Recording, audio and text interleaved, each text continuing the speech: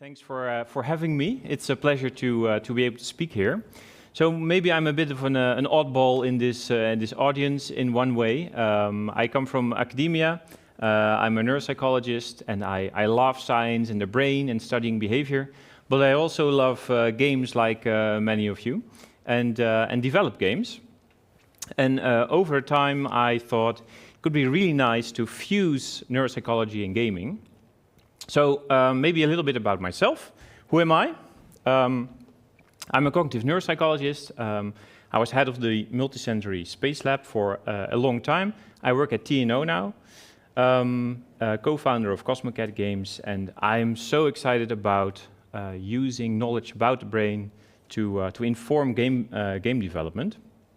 So just a really quick glimpse of what we made. We love retro games at Cosmocat. So we made Astral Flux, and we love retro games so much that we make games for the Game Boy Color now. It's coming out after the summer. So enough about that. Let's talk a little bit about neuropsychology. If you think about cognitive neuropsychology, you think about human behavior and the brain. And it's all about understanding how and why humans behave the way they do. And if you understand how people behave or why they behave in a certain way, you may also be able to predict some of their behavior. And if you are able to predict some of their behavior, maybe you can also improve experiences in things like games. So if you put it really simple, the brain is an input-output machine, right? You put stuff in, sensory experiences, and there's output. And over the years, I've been thinking about how we can use this knowledge for user experiences. Many people have. And I would like to present you my view of how I look at it through the experience of my lab. So I want to present three pillars of the user experience from a neuropsychological perspective. And the first pillar is the perception pillar. So we perceive the world around us with all of our senses. There are many senses. The dominant ones that we also see in game development is vision, hearing, and touch, that we can feel, see, and hear. We nowadays also see some use for temperature perception, like heat and coldness, but also we're experimenting with olfaction, so smells in games. But it's hard to get that in people's living rooms, of course. And then there's the cognitive emotional pillar. Once all these sensory inputs arrive in the brain, we also do stuff with it, right? So we try to figure out a puzzle, determine where we need to go, try to navigate these virtual worlds that we create, and have emotional experiences in them. And then there's behavioral interaction. So we have motor output, we have a controller, we look with our eyes on the screen. In VR, we make head movements and orient ourselves. And basically, these three pillars are widely studied in cognitive neuroscience and neuropsychology. And I would like to give you a glimpse of what science can maybe provide to the game development community. And there's also a lot that we can learn from all the experience and expertise in the games industry in terms of scientific endeavors. So let's quickly go to the first pillar, multisensory perception, so perceiving the world with all of our senses. And I typically, when I give lectures, I also bring a picture like this. It's very busy. We can see a lot of things, so our brain needs to filter out a lot of things that are moving at the same time. We hear a lot of things. We hear people walking, talking, cars, everything. We maybe smell a lot of things like cars, or maybe someone's eating a sandwich or walking by with some nice odor or whatever. So there's a lot of sensory information being processed, and somehow the brain has to make sense of all of this input. So how does it do that? Our brain is equipped with a very, very nice function, and that function is called multisensory integration. And it allows us to combine all of the information from these different senses together, but only when it's needed. So for example, if you hear a dog barking while my mouth movements are going on, you probably don't combine them. And there are neurons in the brain, special neurons, that do this. So what is kind of peculiar is that all of this sensory input is initially processed in very different brain regions. So, for example, here's a schematic depiction of the brain, side view, where you see that the vision areas are separate and the hearing areas are separate at the lower level of the brainstem, but also in the cortex. So how do these two sensory worlds come together? They come together in multisensory hubs. So those are multisensory brain regions that basically, with certain principles, combine and link information from the different senses. And in neuroscience and neuropsychology, there's a phenomenon that clearly demonstrates this. And it allows you to see with your ears, and you'll know what I mean in a second. So this is called the McGurk effect. Maybe some of you are already aware of this. The task here is to look closely at the mouth movements of this person and report afterwards what you heard. Okay, so keep looking at the mouth. Ba, ba, ba, ba, ba, ba. Okay, what did you hear? Pa. Perfect. All right, that wasn't too hard, was it? Okay. Ba. Now, the next task is exactly the same. So look at the mouth movements, and then I'll ask another question. Ba, ba, ba, ba, ba, ba, ba, ba. So who heard the same? And who heard something different? Okay. So not everybody has this illusion at the same strength. There's nothing wrong with you. But what happened here is the visual information changed, but the audio behind the video is exactly the same. And to convince you of that, I always put them side by side. So you can pick a side, look at the left or the right mouth movements, and then what you hear depends on where you look. So if you look at one side, you hear something different than the other side. Well, the audio is the same. Ba, ba, ba, ba, ba, ba. That's pretty funny, right? So they discovered this in 1976 already, so it's quite an old illusion, but it's a really strong and convincing illusion that tells us that the brain is trying its best to merge things that should probably belong together. And it also leads to better perception of the environment, better memory. So, for example, if you don't pay attention when crossing the street, if there's an audio-visual event occurring, like a car with sound driving closer, your brain is able to faster respond and orient towards that car. But also, during the break, when there's a lot of people talking, we look at the mouth movements to boost the signal of their speech, and we literally can hear better by combining this information. So, a lot of lab studies showing this. We also did studies on how fast our eye movements are towards these events. So in games, I can imagine that audio-visual events, for example, can be designed in such a way that we make much faster and more accurate eye movements. We did this in the lab too, not with Retro Studios, unfortunately, but I love Metroid Prime, so I had an excuse to put it here. You know, that there's an audio-visual enemy that you can detect faster. So lots of research showing those benefits. And if you look at VR, there's lots of VR stuff going on here as well, is that 80% of 105 VR studies showed positive impact of multisensory VR experiences. So if you use visual, audio, and haptics in a proper way together, it really benefits the experience. But you can also disturb the experience. So if you use the stimulation of the different senses in a way that is not natural or not occurring in the real world, you can actually create sensory conflict, which is, for example, what's happening with motion sickness if you walk, where your vision tells you you're moving, but your other sensory organs, like the vestibular organ, tell you that you're not moving.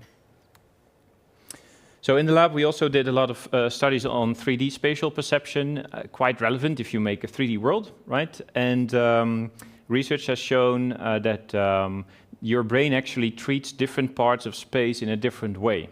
And I would like to highlight one that I found really intriguing.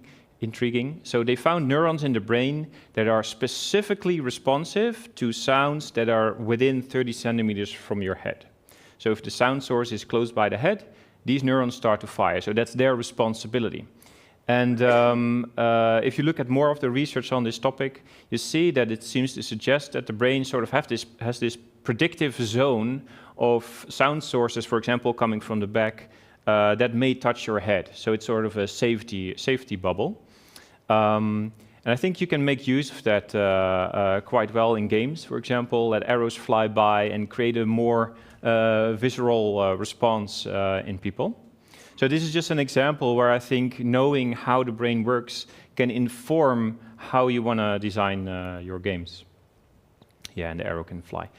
And yeah, so what we also studied is how does the brain hear in 3D? Right, we have these two ears and we have these funny ear shapes. And the brain uses all this information actually to determine where a sound is coming from in space. So even with our eyes closed, we can quite accurately localize sounds.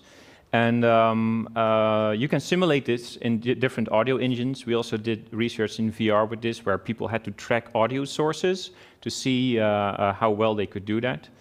And they can do that very well if you simulate it properly.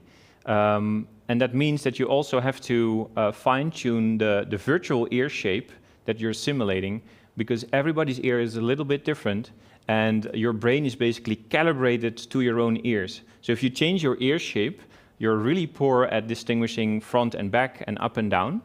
And that's why, for example, in the PlayStation 5, you have these different settings that are basically settings for different ear shapes. So you have to find the one that matches yours the best. So I'm really excited to see that some of this science is being used in the games industry already. And then spatial attention, right? We live in an attention economy, and also in games we want to grab the player's attention to certain things in the game. And yeah, a little bit of background on the attention systems that we have in the brain. So we have an exogenous and an endogenous system. So one is more environment-driven, reflexive. So if you hear a loud sound like this, it attracts your attention, you make an eye movement to it.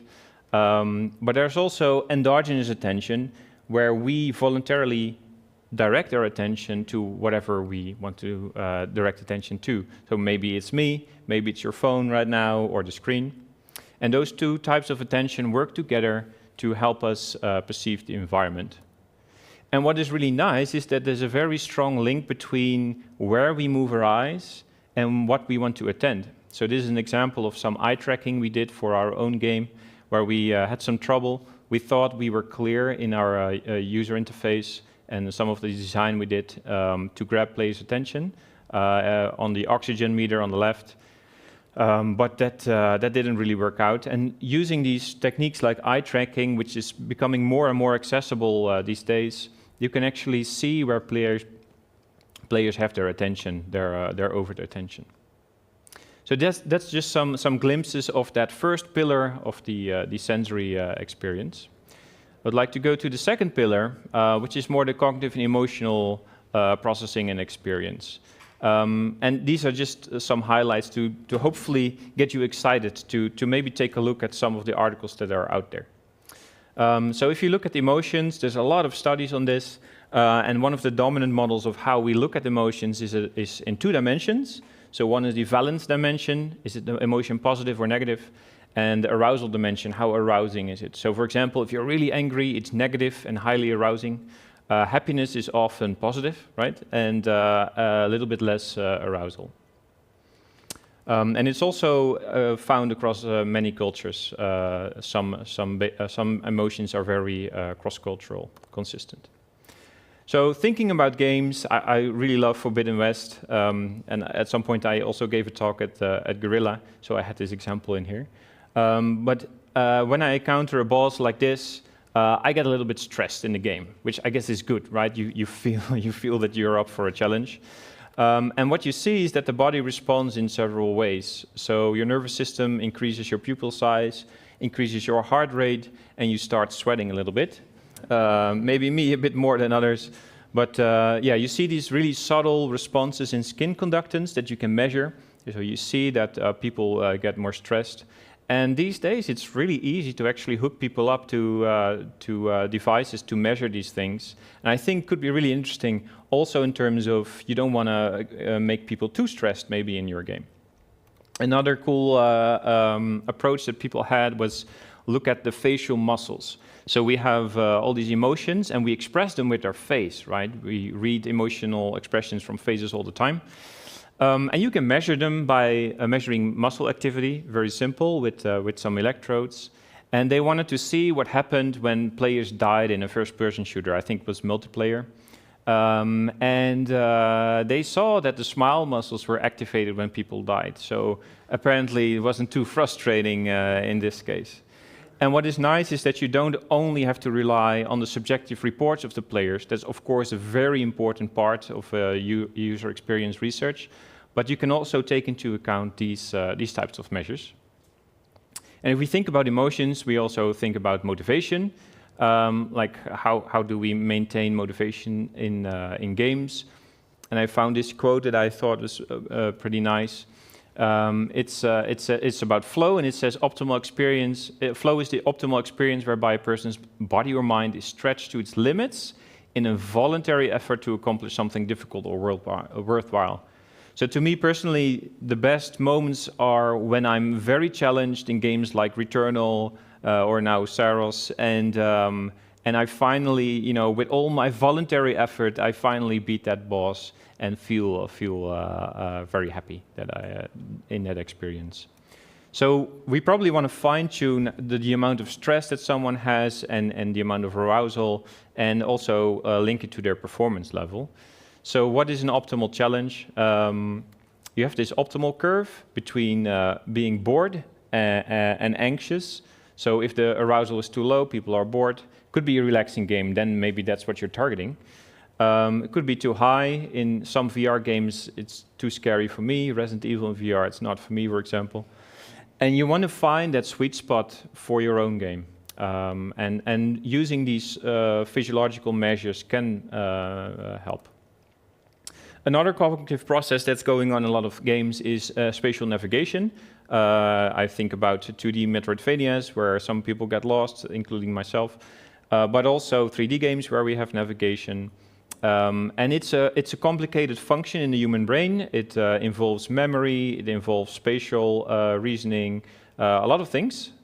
And people have been studying this, and it's also being used in several studios, also in the Netherlands, where we use gameplay telemetry data to see how people navigate through the virtual worlds, where they die, where are they not coming, and maybe you want to hide something there in the game, so that's a reward for exploration. And so for Tomb Raider Underworld, you got these really nice maps. You can look up these papers where they did these types of analyses. So say you have a goal in spatial navigation to effectively design landscapes in the game to naturally guide the player to important locations. And there's a lot written about it. There's a lot of expertise in the games industry about it. But there's also research from academia that studies this. So for example, which landscape factors intuitively guide the player's attention and navigation. And if you look at some of the studies that are out there, for example, they looked at Journey and Uncharted, you see that certain kinds of environmental patterns really guide the player's eyes and attention and helps them navigate. So you can also use that telemetry data to see whether your design effectively guides the players. And then in combination with multisensory landmarks, so locations in the world that are multisensory, for example, a waterfall that stands out with the audio and the visuals, and people are better able to remember routes and locations, for example. Yeah, and if you take that even further, and for all the data scientists and people that are more into that kind of thing in game development, you can basically let the designers design a world, let a lot of players go through that, and then analyze their paths that they took and link it to the environmental composition and structure. And that way you can create a model that can help the designers, like if I raise the environment here in combination with the road here, this model can estimate, for example, where the players will likely go. So yeah, these are examples. People are sometimes already doing stuff like this. For example, in Assassin's Creed, you have this really nice overview of where people are walking, where they aren't walking.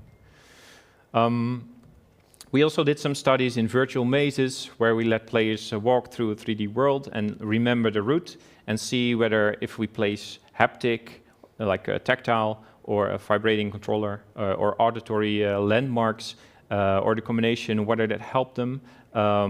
And if you don't give a direction to it, it doesn't help them. And people strongly rely on vision, but if you give a direction, that may actually help. So there were some examples of the second pillar, the cognitive emotional pillar. Then the third pillar, the behavioral interaction. We know that people interact with the world by guiding their eyes towards the next thing they want to look at. We can measure that. We can also measure head movements, see how they orient in the world. We actually did a study together on this, where we want to try and create a mathematical model to predict how and where people will look in VR. And if you look at these lines, it's head position over time. You can see that our model can quite well predict where people are going to look. So it's really cool to see how science tries to understand and predict how people will behave, and we can try to utilize that knowledge in the game development world.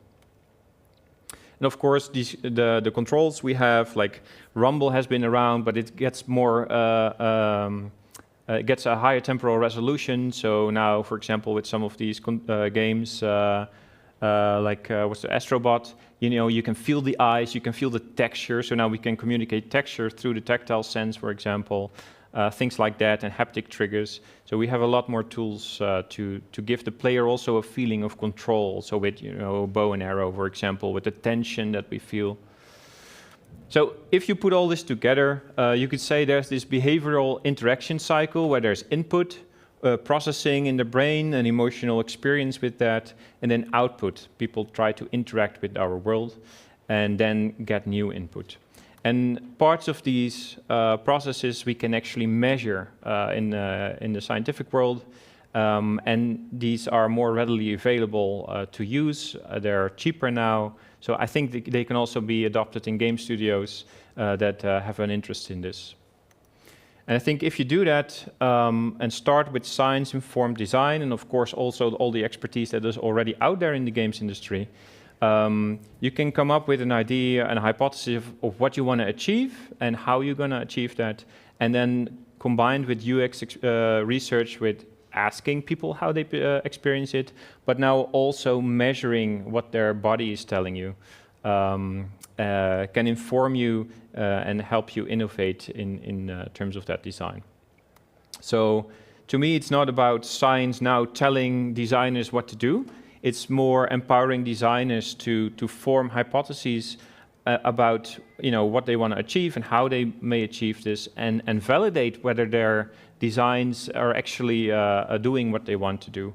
And that is already going on in the games industry, of course, but I think it could be really cool if they take something from science and have that, how do you say that cross facilitation of these two worlds.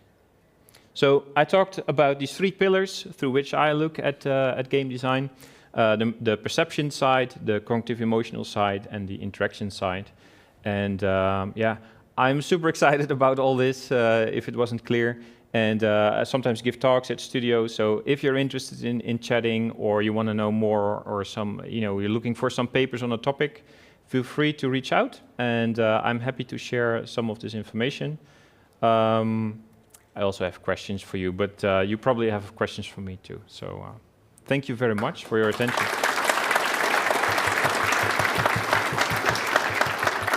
All right, thank you so much, Nathan. Very interesting talk. It's interesting to see also the tangible examples of the cross-pollination between these two seemingly very different topics, but actually there's indeed a lot of overlaps. We have time for one question or so. Is there anybody who is curious about something? Yeah, go For me, I can imagine how those sciences will apply into some of the examples you showed, but I have a bit of a hard time seeing how to connect the sciences to a smaller Game Boy title like the one you're working on. So how does that work? That's a nice question. Yeah, so you can connect it in many ways. So one of the things that we did in the Game Boy title was what I really wanted to do is have the psychological stages of personal growth that people go through be a fundamental layer to base the mechanics on. So it's more of an inspiration source in that sense. But on the other hand, a lot of the same things also count for the Game Boy. It may be a small screen, but you still have to direct your attention. During the playtests in the showcase, I also noticed that we put stuff at a location where people don't pay attention to, for example, or where the controls were not helping out, or things like that. If people didn't remember stuff because we didn't, make it clear. So all of these, it's still a human playing the game. So yeah, also in the Game Boy, I guess all these processes take place. Also in 2D navigation, for example, people sometimes felt lost. That was the intention, so that was good. But even in 2D game, you have spatial navigation. You try to create a cognitive map of the world, for example.